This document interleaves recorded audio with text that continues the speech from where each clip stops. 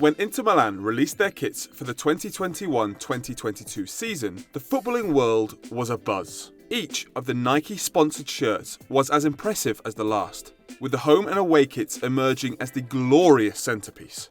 Both of these shirts are serpent-themed, based on the team's mascot, Il Biscione, which represents the city of Milan. With this in mind, eagle-eyed fans may have been surprised to see Inter line up to face Shakhtar Donetsk in the Champions League in a snakeless away kit. Well, it appears that the kit has fallen foul of UEFA's stringent design rules that ban images or pictures appearing on a shirt, and this meant the snake had to go.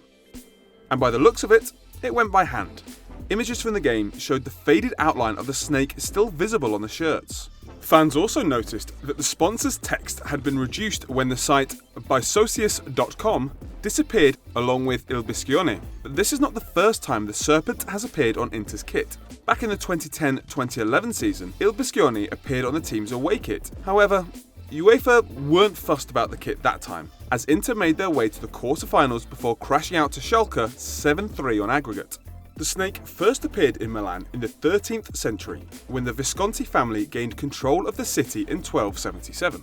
One of the oldest depictions of the Biscione is in the Great Hall of the Visconti Castle of Anghiera. The hall was painted at the end of the 13th century, with murals celebrating Archbishop Ottone Visconti's victory against the rival family of the Della Torre. The viper swallowing a small human figure is depicted in the pendatives of the hall, which gives some real "are we the baddies" vibes. And Inter aren't the only team to be collared by UEFA's stringent kit rules this season. Tottenham Hotspur's reserve goalkeeper Pierluigi Golini has also been warned by UEFA that the gloves he wears break logo rules.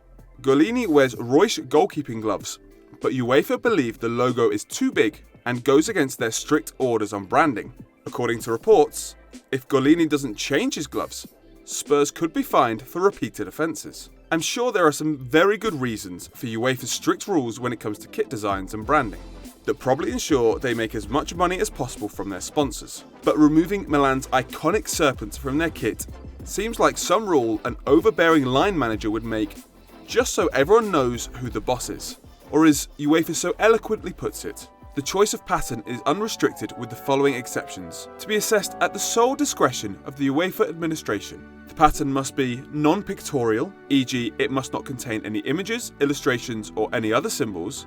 Any pattern that does not satisfy this requirement will be considered as a decorative element. The pattern must not allow a reasonable person to identify a manufacturer or sponsor relevant to the equipment. Any pattern that does not satisfy this requirement will be considered a trademark. Thankfully, it's not like there are any more pressing issues for UEFA to worry about.